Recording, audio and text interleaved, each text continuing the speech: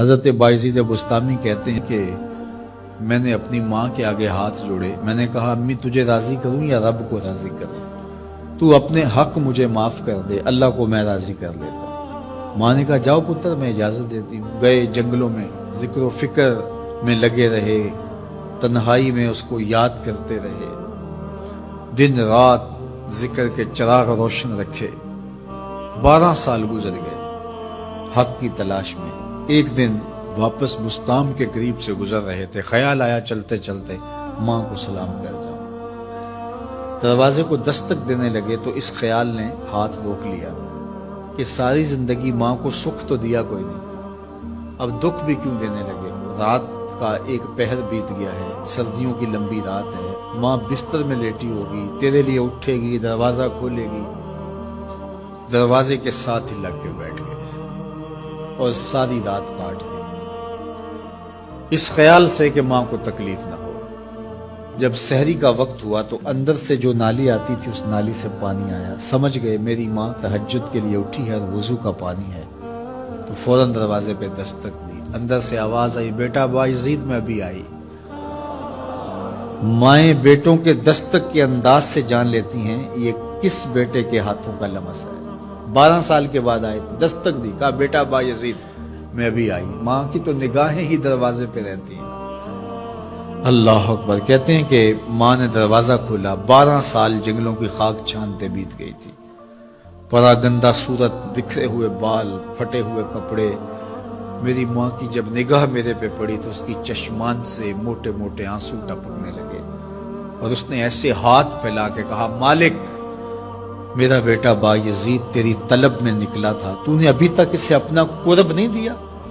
حضرت بایزید بستامی کہتے ہیں 12 سال کی ریاستوں سے جو کچھ نہیں ملا تھا ماں کے اٹھے ہوئے ہاتھوں سے مل گیا۔ میں نے کہا مالک میں تجھے کہاں ڈھونڈ رہا ہوں، تو کہاں موجود ہے؟ تو ماں باپ کی رضا اللہ کی رضا کا دروازہ کھولتی ہے۔ جن لوگوں کے ماں باپ ناراض ہیں اور وہ جا کے پیر صاحب کی خدمت کرتے ہیں اور میاں ماں کے قدم چومو، باپ کی ٹانگیں دباؤ، ان کی خدمت کرو، تمہارے پہلے مرشد وہ ہیں، ان کو راضی کرو، پھر کسی شیخ کامل کی صحبت میں آنا، دیکھو کیسے دل کی بند کھڑکیاں کھلتی ہیں۔ ایک مرشد تو ناراض کر آئے اور دوسرے مرشد سے تمہیں کیا ملے گا؟ تو راستہ یہیں سے کھلے گا۔ والدین کو کبھی ناراض نہ کرو، والدین کو کبھی دکھ نہ دو، والدین کو کبھی تکلیف نہ پہنچاؤ، اور والدین کو بھی چاہیے کہ اپنی اولاد کو اپنا نافرمان نہ بنائے۔ ایک بزرگ فرماتے ہیں کہ مجھے برابر 30 سال ہو گئے ہیں کہ میں اپنی اولاد کو کوئی حکم ہی نہیں دیا، کوئی حکم نہیں دیا۔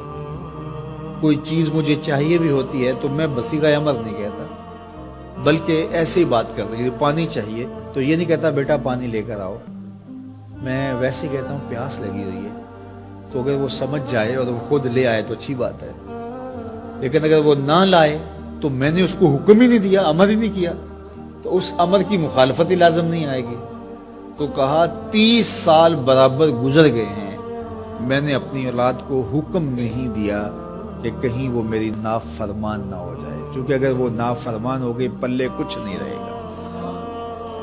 جو اولاد ماں باپ کی نافرمان ہوتی ہے وہ ہوا میں بھی اڑیں، وہ چرخ پہ بھی جھولیں، وہ زمین پہ گرنے والی ہوتی ہیں، کبھی کامیاب نہیں ہو سکتی وہ اولادیں جو ماں باپ کی گستاخ، بے ادب اور نافرمان ہوتی ہیں۔ وہی اولادیں سرخرو، کامیاب اور کامگار اور بامراد ہوتی ہیں جو ماں باپ کی خدمت کرتی ہیں، ماں باپ کی دعائیں لیتی ہیں۔ وہ ایک بچہ ماں باپ کے پاؤں دبا رہا تھا، تو ایک بچہ ایک بر اعظم میں، دوسرا دوسرے بر اعظم میں، تیسرا تیسرے بر اعظم میں بڑے بڑے کاروبار کر رہا تھا۔ تو کوئی اس کا دوست ملنے آیا، اس نے کہا کہ اس نکمے کو بھی کہیں بھیج دو، فلاں جو ہے وہ یورپ میں ہے، فلاں امریکہ میں ہے، وہاں اتنی بڑی کمپنی اس نے کھولی ہوئی ہے، اس نکمے کو یہاں بٹھایا، اس کو بھیج دو، یہ تو نکمہ کسی کام کا نہیں۔ کہا یہ نکمہ ہی تو میرے کام آ رہا ہے، کہ نکمہ ہی تو میرے کام آ رہا ہے۔ تو اولاد خوش نصیب ہے کہ اپنے ماں باپ کی خدمت کرے اور ان کے ساتھ حسن سلوک کرے۔